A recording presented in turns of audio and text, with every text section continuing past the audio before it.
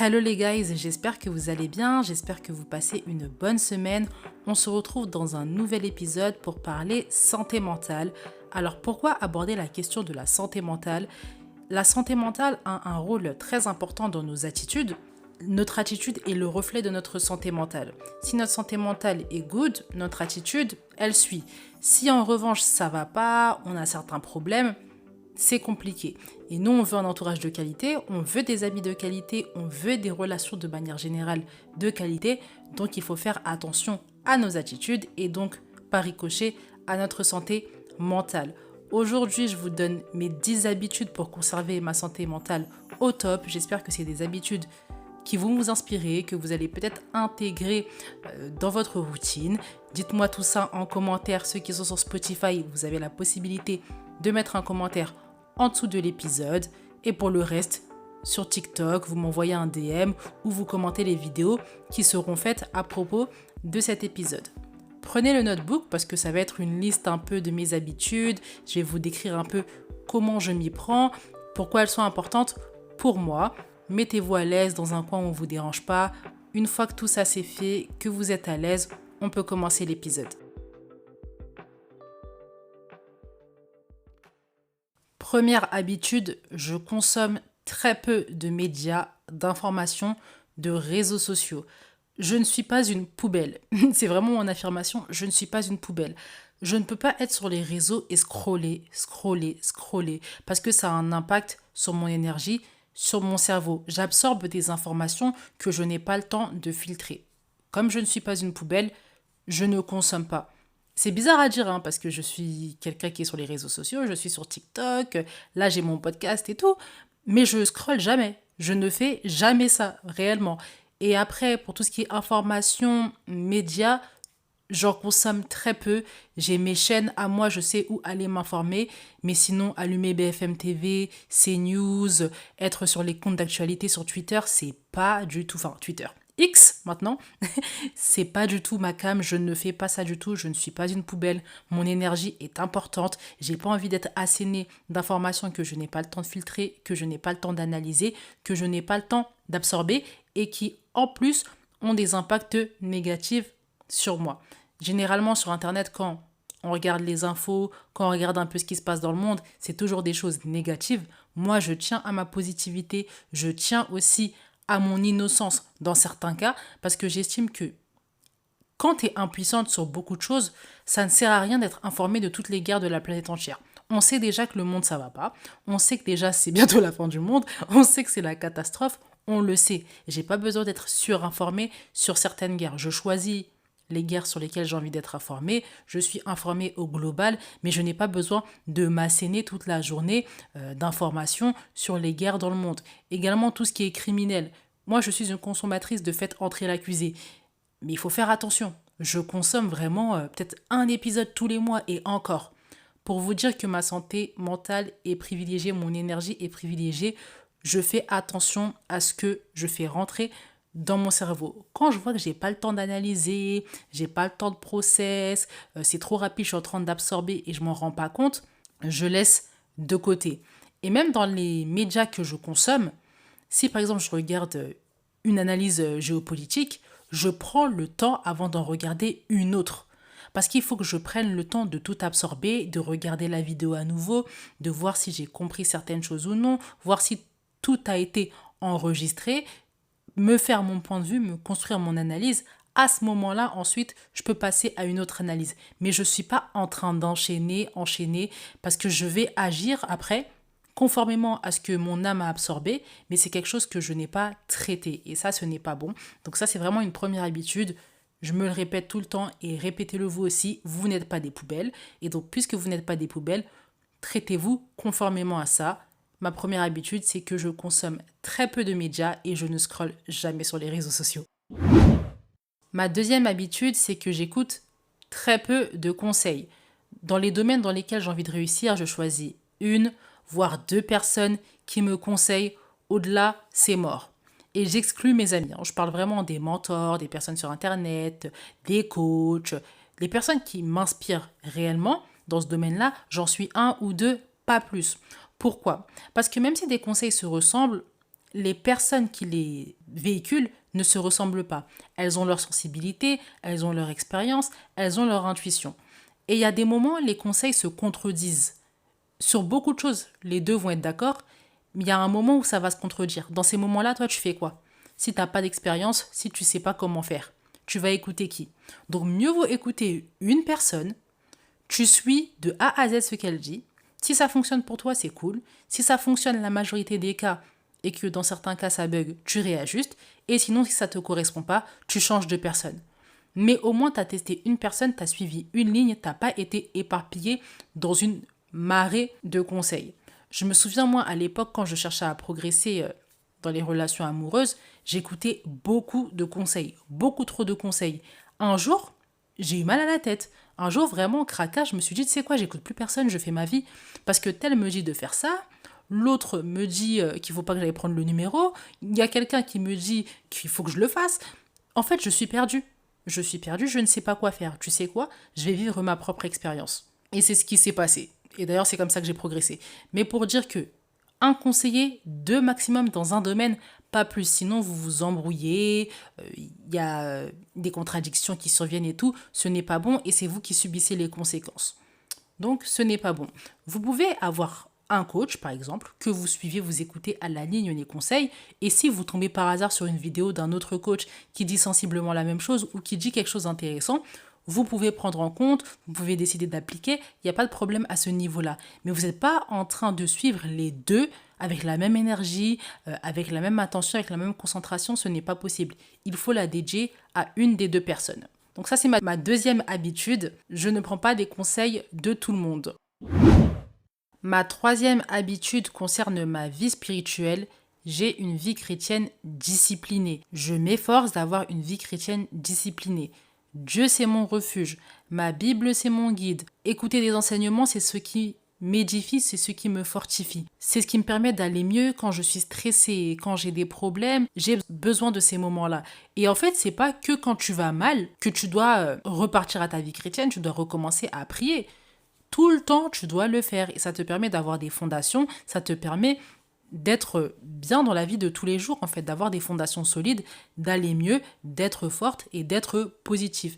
Donc, je m'efforce d'être disciplinée, en fait. Je suis disciplinée avec ma vie chrétienne comme je suis disciplinée avec la publication de mes podcasts. C'est pareil. Prière tous les jours, on lit la Bible, quand je peux jeûner, je jeûne. Quand je peux écouter des enseignements, c'est même pas quand je peux écouter des enseignements, je les écoute dans la semaine, obligatoirement, minimum 2. Je me force en fait à être disciplinée parce que je sais que c'est ça qui m'évite de tomber dans la tristesse facilement, c'est ça qui m'évite de tomber dans des comportements que je n'ai pas envie d'adopter, dans de la colère inutile, et c'est ce qui me permet de maîtriser mes émotions. Donc avec votre vie spirituelle, vous devez être carré, que ce soit méditation, prière, lecture d'un livre sacré, on est carré sur ces niveaux-là, sinon ça ne va pas. On est là pour prévenir les moments de tristesse, les moments de douleur et avoir la force aussi de les affronter quand ils surviennent. Si vous n'avez pas la force d'affronter les moments qui sont difficiles, beaucoup de moments vont être difficiles dans votre vie, vous allez être KO souvent. En fait, vous allez être KO souvent, vous n'allez pas avoir la force de les affronter. Une santé mentale qui est au top, ça ne veut pas dire que tout le temps on va bien. Ça veut dire que même quand ça va pas, ça va. Même quand ça va pas, ça va quand même. On n'est pas au bout de notre vie. Et une chose qui peut vous aider avec ça, c'est votre vie spirituelle. Soyez carré sur votre vie spirituelle, c'est très important. C'est ma troisième habitude. Ma quatrième attitude concerne mes émotions. Je les vis sur le coup. Quand je suis triste, je suis triste. Quand je suis en colère, je suis en colère. Quand je suis dans le mal, je suis dans le mal. Si j'ai envie de pleurer, je pleure. Je ne laisse pas traîner mes émotions, je ne laisse pas traîner ma colère, je ne laisse pas traîner ma tristesse. Pourquoi? Parce que si je le fais, ça va noircir en moi, ça va périmer en moi, ça ne va pas être bon, ça va ressortir à un moment peut-être inopportun. Donc ce que je fais, c'est que je vis mes émotions, je le vis sur le coup, je les vis sur le coup, je me laisse un temps pour les vivre. Une fois que c'est passé, c'est réellement passé et je peux retourner à ma positivité, je peux retourner à une énergie qui est plus haute. Mais quand ça va pas, j'accepte que ça va pas en fait. Et au final, je me sens mieux quand je fais ça que quand je m'invente une vie, quand je me dis par exemple, en fait, ça va bien, tout va bien. Non, ça ne fonctionne pas. Quand mes émotions sont au plus bas, elles sont au plus bas. Je me laisse quelques jours pour vivre ça. Une fois que j'ai vécu ça, je passe à autre chose. Mais au moins, c'est pas quelque chose qui périme en moi. C'est là, en fait. Je suis dans la vérité, je suis dans le présent. Ça me fait mal? Oui, ça me fait mal. Je vais accepter, je vais affronter. Il n'y a pas de souci. En plus, je suis disciplinée dans ma vie chrétienne. Dieu va m'aider, il n'y a pas de souci. J'affronte mon mal-être, j'affronte ma douleur. Pareil pour les problèmes. Dès qu'ils sont là, je les affronte. Je ne laisse pas traîner un problème, c'est quelque chose que je ne fais jamais parce que j'ai pas envie qu'il ressurgisse à un moment qui est inopportun. C'est souvent ça, hein, les montagnes russes dans la santé mentale, c'est quand tu penses t'être débarrassé de quelque chose, parce que tu as fait semblant notamment qu'il n'existait pas, et en fait ça ressurgit à un moment qui n'est pas opportun. Tu refais la même chose, et puis il réapparaît.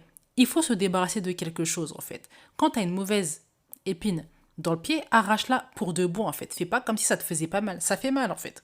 Ça fait mal, maintenant on va tout faire pour l'arracher. Une fois que c'est arraché, on n'a plus d'épines dans le pied. Donc moi, c'est vraiment ce que je fais, c'est vraiment une philosophie très importante pour moi. Quand j'ai des émotions, je les vis, je ne cherche pas à m'inventer une vie. Donc ma quatrième habitude, c'est que je vis mes émotions dans le moment présent. Ma cinquième habitude, j'ai des moments seuls. J'ai des moments où je réfléchis toute seule.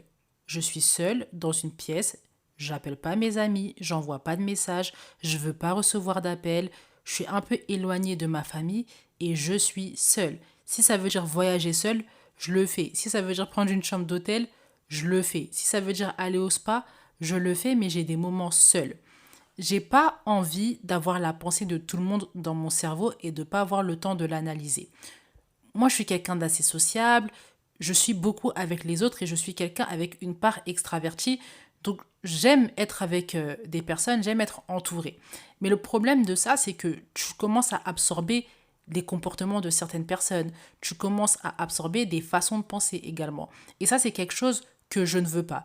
Et pour ça, il faut que j'ai des moments seuls pour réfléchir aux pensées, en fait, qui sont dans ma tête. Qu'est-ce qu'on a mis dans ma tête? Qu'est-ce qui est de moi? Qu'est-ce qui ne vient pas de moi? C'est important. Et également, retrouver mon énergie, faire une introspection, méditer, réfléchir à moi, en fait, vraiment seul. Ça me fait vraiment beaucoup de bien parce que je remets tout à zéro. Et puis ensuite, je peux repartir en fait au travail, voir les gens, voir ma famille, voir mes amis.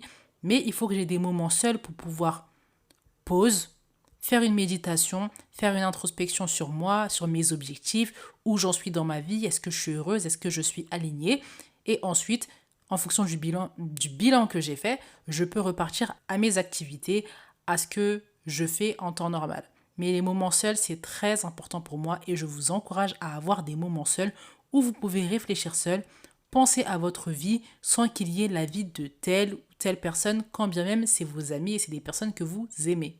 L'épisode va reprendre son cours, mais avant ça, je vous invite à mettre les étoiles et les commentaires si vous tirez des enseignements de cet épisode et du podcast de manière générale. Non seulement ça aide au référencement, mais ça me booste également à vous proposer de meilleurs contenus et notamment des contenus à la demande. Donc n'oubliez pas les étoiles et les commentaires. Une fois que c'est fait, on peut repartir à ce qu'on disait. Ma sixième habitude concerne ma motivation. Je sais vers qui me tourner ou vers quoi me tourner quand j'ai un manque de motivation. Ça, c'est vraiment essentiel parce que on a beaucoup de moments de fatigue, où on n'a pas envie de travailler, on n'a pas envie de se focus sur nos objectifs et pourtant on sait qu'on doit le faire, mais on ne le fait pas parce qu'on a un manque de motivation. Moi, quand j'ai un manque de motivation, je sais quel ami appeler, je sais vers quel membre de ma famille me tourner, je sais quelles émissions regarder, je sais quel coach suivre. Tout de suite, je reprends ma motivation en fait. Et j'ai quelque chose d'un peu bizarre, ça je vous le confie. J'aime bien regarder des personnes qui souffrent plus que moi, qui ont des conditions de vie plus difficiles que moi. Et quand je vois ça, je me dis, mais tu peux pas glander. Tu peux pas glander, t'as tellement une chance en fait, tu peux tellement faire des choses. Pourquoi tu glandes? Tu te prends pour qui? Il y a des personnes qui feraient tellement plus s'ils avaient juste un dixième de ce que toi t'as, donc t'as pas le choix, tu travailles. Et je me lève et je travaille. J'ai pas le choix. Donc ça, c'est mon astuce à moi personnellement. Quand je suis vraiment au bout du bout, je veux pas travailler. Je sais quelle vidéo aller regarder sur internet, je sais quoi taper sur YouTube, je sais quelle personne regarder les histoires qu'on va me raconter, je sais qui aller voir. Comme ça, je reprends ma motivation, je reprends du poil de la bête et ça me permet d'être focus, d'être concentré. Et du coup, je vis très peu de moments de démotivation. Généralement, ça va. Et en plus de ça, je sais pourquoi je fais les choses. Le manque de motivation, des fois, c'est un manque en fait de précision sur ce que vous voulez. Quand tu sais exactement ce que tu veux, pourquoi tu la veux, cette chose-là, automatiquement, en fait, tu es motivé. Des fois, vous avez des motivations, mais ce n'est pas la réelle raison pour laquelle vous avez envie d'avoir cette chose-là. Et du coup, ben, évidemment, vous avez des moments de démotivation prononcés. Quand tu sais c'est quoi ta réelle motivation, c'est automatique. Tu travailles juste en fait, parce que tu sais ce que tu veux, tu sais que c'est le chemin à suivre et tu auras ce que tu as au bout du bout. Donc ça, c'est vraiment ma 6e habitude. Quand je suis démotivée, je sais vers où me tourner, je sais où aller pour retrouver ma motivation.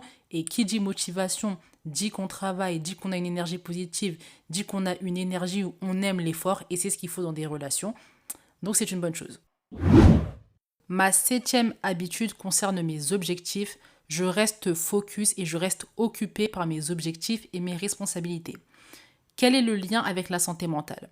Quand tu t'occupes trop de ta santé mentale, c'est là où tu remarques tous les détails de la journée, quand tu t'es pas senti bien, à 15h t'as pleuré, à 17h t'étais triste, à 21h tu te sentais pas bien, t'avais une énergie négative. Quand t'es occupé, ton cerveau il est pas dedans. Tu peux pas t'occuper de ta santé mentale. Tu dois travailler en fait. Tu dois travailler. T'es pas en train de te dire qu'à 14h t'étais triste, à 15h tu te sentais pas bien, à 16h t'as failli pleurer. T'as pas le temps. Quand bien même c'est vrai, tu travailles. T'as des choses à faire, t'as des goals à aller chercher, t'as des responsabilités. Tu as des choses très importantes à faire en fait. Rester là, à se questionner sur sa santé mentale, ce n'est pas bon. C'est ça aussi qui rend triste. Qui rend pas bien. On n'est pas au top parce qu'on se pose des questions incessamment là-dessus. Quand tu n'as pas le temps, tu n'as pas le temps. Tu t'occupes de toi, tu t'occupes des choses qui vont te faire du bien vraiment à long terme. La santé mentale, vraiment, c'est important. Mais les émotions, c'est tellement fluctuant qu'on ne peut pas bâtir sur ça. On bâtit sur des vraies choses. Tes objectifs, tes responsabilités, ce que tu veux obtenir dans ta vie, point barre. Les émotions, on les vit, on les prend en compte, c'est vrai, mais on n'est pas en train de se poser des questions du matin au soir sur la santé mentale. Et quand tu es occupé, tu n'as pas le temps dans tous les cas. Donc ça, c'est vraiment une astuce à moi. Je reste occupée le maximum que je peux. Ma 8e habitude, je m'aère l'esprit.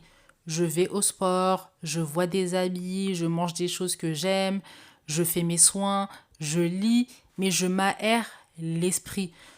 Tout ce qui me prend la tête, mes responsabilités, mes objectifs, mes émotions, je les mets de côté pendant un temps et je kiffe juste ma vie en fait.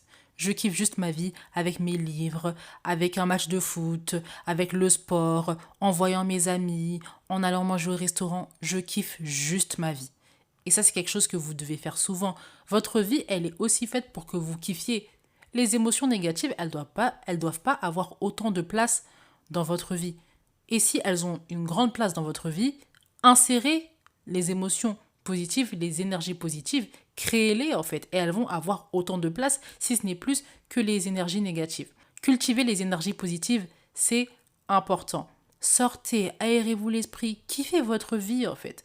Kiffez votre vie. Vous êtes là pour kiffer votre vie et ça c'est important. Et c'est vraiment ma 8e habitude. Je kiffe ma vie. Ça me permet de revenir après à mes objectifs, à mes goals avec un esprit aéré, repenser à ma vie. Je suis plus fraîche en fait, je suis plus fraîche, je suis plus rayonnante parce que je me suis libérée, je me suis aéré l'esprit. Maintenant on peut revenir au concret, on peut revenir aux choses importantes. Mais pour ça, il faut un temps de pause. Ma 9e habitude, je reste organisée et je fais le ménage souvent. Je fais en sorte que l'espace dans lequel je suis soit propre. Une maison propre, c'est un cerveau désencombré.